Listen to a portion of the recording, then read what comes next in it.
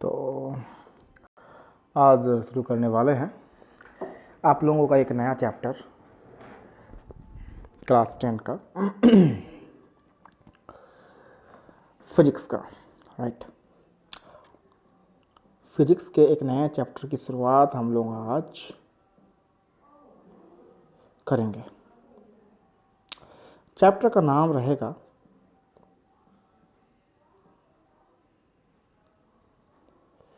Light.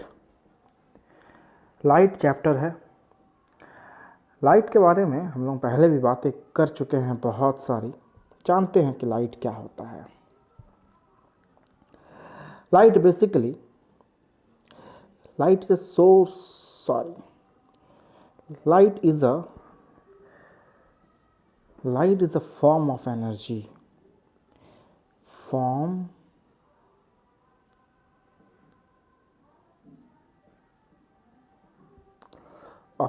it is a form of energy which helps us to visualize any object, right? It is a form of energy which helps us to visualize any object। मतलब क्या होता है कि ये एक ऐसा form है energy का जो हमें किसी भी ऑब्जेक्ट को देखने में मदद करता है, जो किसी भी ऑब्जेक्ट को विजुअलाइज करने में हमें मदद करता है, राइट। अब लाइट जब पढ़े हैं तो लाइट की कुछ उपयोगिताएं भी होंगी, दैट मीन्स कि यूजेस होंगे। किस किस तरह के यूजेस होते हैं? तो लाइट का सबसे बेसिक और आम यूज़ है किसी भी ऑब्जेक्ट को देखना। किसी भी ऑब्जेक्ट को देखना सबसे इम्पॉर्टेंट और फंडामेंटल यूज़ है ना। अब लाइट के सोर्स कौन कौन से हैं? लाइट के सोर्स बहुत सारे हैं। बल्ब एक लाइट का सोर्स है, सन एक लाइट का सोर्स है, बल्ब है और कैंडल है और लैंप है और टॉर्च है और फ्लैश लाइट है। इस तरह से हमारे पास बहुत सारे सोर्सेस हैं लाइट का। अब लाइट के दो एप्लीकेशन होते हैं, हम लोग उसको पहले जान लेते हैं, ठीक है। First of all we are going to explain two applications of light, right? First application is very well known, reflection, and the second is refraction. There is a minor difference, right? One is reflection and second is refraction. LEC, REC, or we can say only a letters difference there is, and this single letter difference create a huge difference, right? So first of all we are going to study about reflection. What is the reflection mean, right?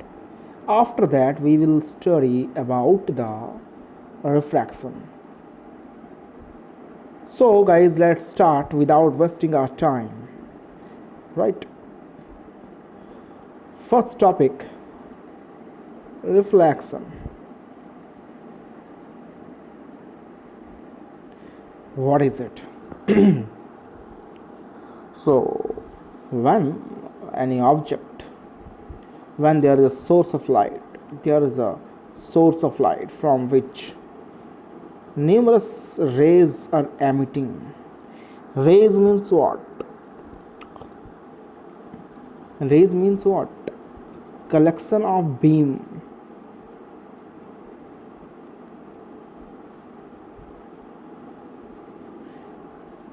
Collection of rays are called beam. Collection of rays are called beam. So this This thick beam is collection of rays. Simple unit of light is ray.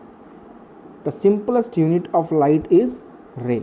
Ray is the simplest unit. Just like cell is the simplest unit of our body.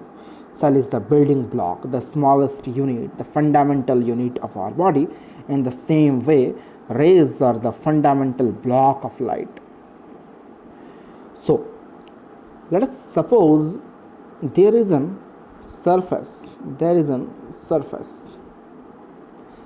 There is surface.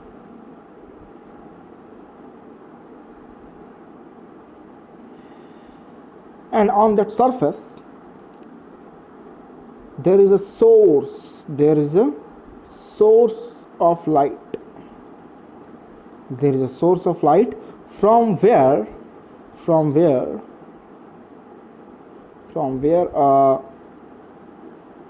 ray of light is emitting. A ray of light is emitting and comes to the surface. Comes to the surface.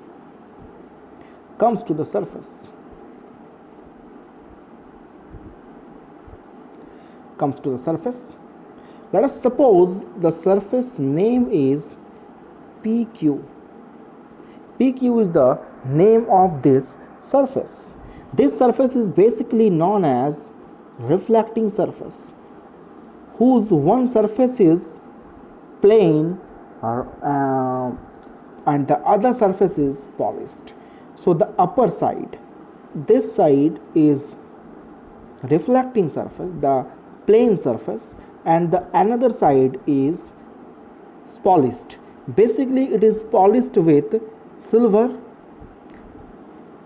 Sometimes it is also polished with zinc, aluminium and other materials, right? So if any surface is called a reflecting surface, then the surface must be two side. The one side must be a reflecting surface and the other side must be polished, so that we can say that surface or that particular object is a reflecting object, right? Now it is a source. It is a source of light. It is a source of light from where रे, मैंने कहा था आपको कि बहुत सारे raise मिल करके एक बीम बनाता है. बीम मतलब टॉर्च का जब लाइट जलाते हो तो आपको एक मोटी सी स्ट्रेट लाइन दिखती है, पथ दिखती है. उसी पथ को बोलते हैं बीम ऑफ लाइट. और उस बीम ऑफ लाइट में हम लोग ऐसा अज्यूम करते हैं कि बहुत सारे इसमें रेज होंगे. तो अब उतने सारे रेज को तो एक बार में दिखाना मुश्किल है डायग्राम बना करके. तो हम लोग क्या कर रहे हैं, उन बहुत सारे रेज में से एक स्पेशल रे ले लिया है जिसको हमने यहाँ ड्रॉ किया है. अब रिफ्लेक्शन में क्या होता है कि कोई भी सरफेस पे जब किसी सोर्स से लाइट निकलने के बाद किसी एक पॉइंट पे आकर टकराती है, लेट्स सपोज ये पॉइंट ये है, इस पॉइंट को बोलते हैं पॉइंट ऑफ कांटेक्ट. सपोज करते हैं कि इसका नाम है O. इस पॉइंट का नाम है O. अब क्या है कि अकॉर्डिंग टू रिफ्लेक्शन, जब भी किसी प्लेन रिफ्लेक्टिंग सरफेस में कोई लाइट का रे आकर के टकराता है तो वो उस अपोजिट डायरेक्शन में बाउंस करके अपोजिट डायरेक्शन में चला जाता है. बाउंस करके अपोजिट डायरेक्शन में चला जाता है, ऐसा माना गया है. मतलब कि यहाँ से ये बाउंस करेगा और चला जाएगा इस डायरेक्शन में. बात क्लियर हुआ? यही हो रहा है. बात तो कुछ ऐसा ही हो रहा है. देख पा रहे हो आप, एक सरफेस है जहाँ पर एक ऑब्जेक्ट, एक लाइट का सोर्स है. इस लाइट के सोर्स से लाइट का एक रे यहाँ जूम कर रहे हैं हम, जो O पॉइंट ऑफ कांटेक्ट पर टकराया. ये O क्या है? O को बोलते हैं पॉइंट ऑफ कांटेक्ट. इस O को, इस पॉइंट को, और टकराने के बाद वो अपोजिट डायरेक्शन में चला गया. यही है रिफ्लेक्शन. जब हम लोग घर में एक टेबल रखा रहता है, उस टेबल पर लाइट का रे गिरता है तो हम उस टेबल को देख पाते हैं, देख पाते कि नहीं? क्या होता है वहाँ पर? वहाँ पर भी सेम काम होता होगा सर, वहाँ पर भी सेम काम होता होगा। वहाँ पर भी आपका कोई भी बल्ब लगा रहता है रूम में, उस बल्ब से लाइट टकराती है, इस पर टकराने के बाद बाउंस करती है, मेरे आँख तक पहुँचती होगी, और मेरी आँख के अंदर में जो लेंस लगा हुआ है उससे लाइट हमारे आँखों को तो जाती है, हमारे दिमाग में उसका इमेज बनता है। इमेज बनने के बाद हम पहचान लेते हैं कि ये एक टेबल है, और इस तरह से हम किसी भी ऑब्जेक्ट को देख पाते हैं। रिफ्लेक्शन का यूज़ इस तरह से किसी ऑब्जेक्ट को देखने में होता है। अब ये होने के बाद मेरे पास एक टॉपिक आता है लॉज ऑफ रिफ्लेक्शन। क्या आता है? Laws of reflection. ये तो समझ में आ गया, कोई दिक्कत नहीं है। अब हम बात कर लेते हैं लॉज ऑफ रिफ्लेक्शन के बारे में। लॉज ऑफ रिफ्लेक्शन क्या होता है? देखिए,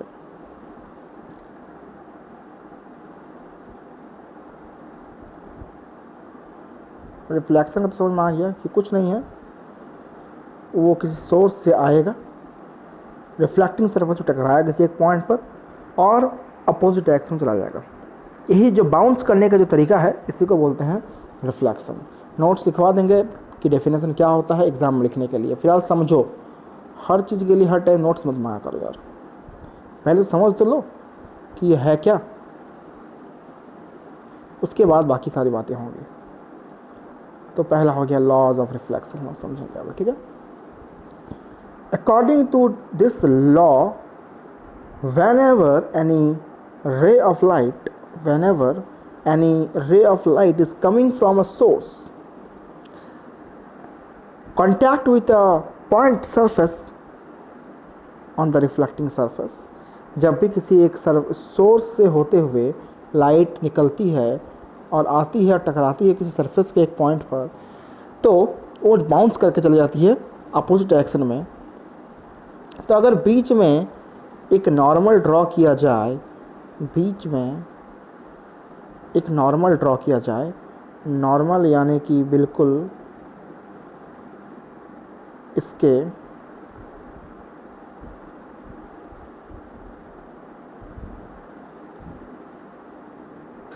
ये नॉर्मल ड्रॉ किया जाए, जो नॉर्मल जो है वो बिल्कुल क्या होगा, वो बिल्कुल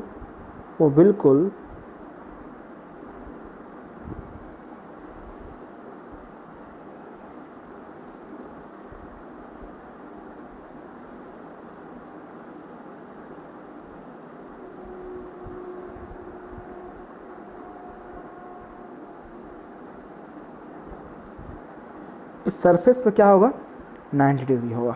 देख पा रहे हो आप किस सरफेस पे? इस PQ नाम का सरफेस है, इस PQ नाम के सरफेस पर क्या होगा, 90 डिग्री होगा। कौन? ये जो नॉर्मल आपको दिख रहा है, ये नॉर्मल, इस लंबे परपेंडिकुलर लाइन को हम लोग कहते हैं नॉर्मल। क्या कहते हैं इसे हम लोग? इसे हम लोग कहते हैं नॉर्मल, राइट। तो अकॉर्डिंग टू लॉ, मेरा मतलब है कि जब भी किसी सोर्स से लाइट आएगी, सरफेस पर टकराएगी, टकराने के बाद जो बाउंस करेगी तो नॉर्मल के साथ दो एंगल बनाएगी। पहला एंगल हो गया यहाँ पर,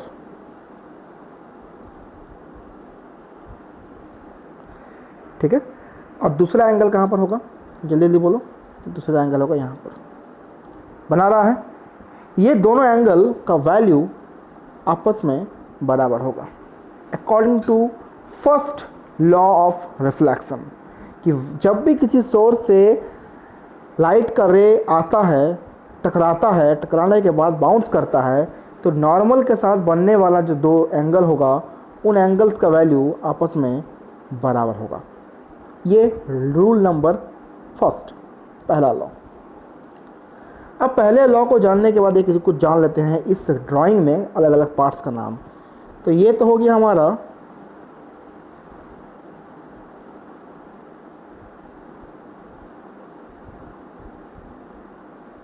रिफ्लेक्टिंग सरफेस, इसे हम लोग कहते हैं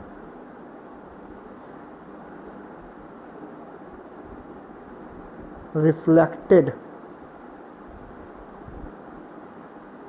ये कैसा रे है? ये रिफ्लेक्टेड रे है।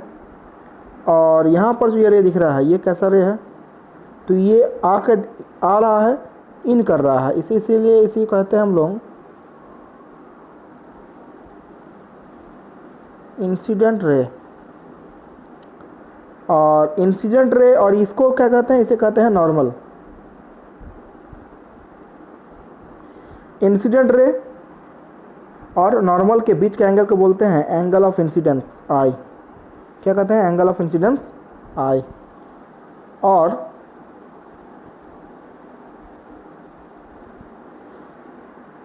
रिफ्लेक्टेड रे और नॉर्मल के बीच में बनने वाला एंगल को बोलते हैं आर। क्यों? क्योंकि ये आई से स्टार्ट हो रहा है इंसिडेंट रे, इसीलिए ये आई एंगल ऑफ आई हो गया उसका नाम। ये आर से स्टार्ट हो रहा है, इसलिए इसका नाम हो गया एंगल ऑफ रिफ्लेक्शन। क्या हो गया? Angle of reflection. यानी कि एक एंगल का नाम है आई, एक एंगल का नाम है आर। तो अकॉर्डिंग टू द रूल हम लोगों को क्या मिलेगा? पहला कि एंगल ऑफ आई इक्वल होगा एंगल ऑफ आर के, ये पहला। दूसरा नियम क्या है इसका? लॉ ऑफ रिफ्लेक्शन का दूसरा नियम यह है कि ये इंसिडेंट रे, ये रिफ्लेक्टेड रे और ये नॉर्मल तीनों एक ही पॉइंट पे मिलेंगे, वो भी एक सरफेस के। और वो दिख भी रहा है कि इंसिडेंट रे, रिफ्लेक्टेड रे और नॉर्मल तीनों एक ही पॉइंट ओ पे मिला है। यानी कि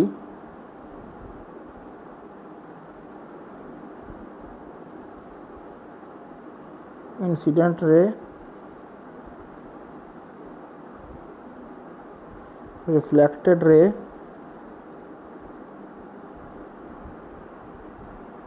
and normal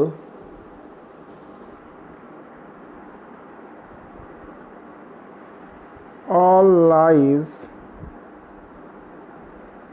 on the same point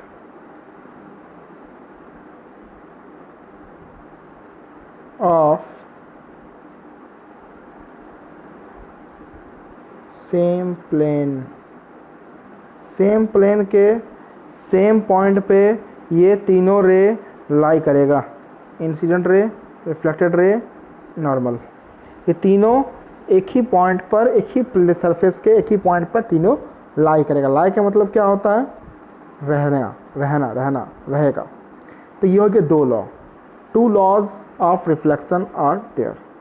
बात क्लियर हो गया होगा? दोबारा वीडियो देखिएगा, बेहतर समझ में आएगा। तब तक के लिए खुश रहिए, घर में रहिए, stay home, stay lives. Thank you, good bye.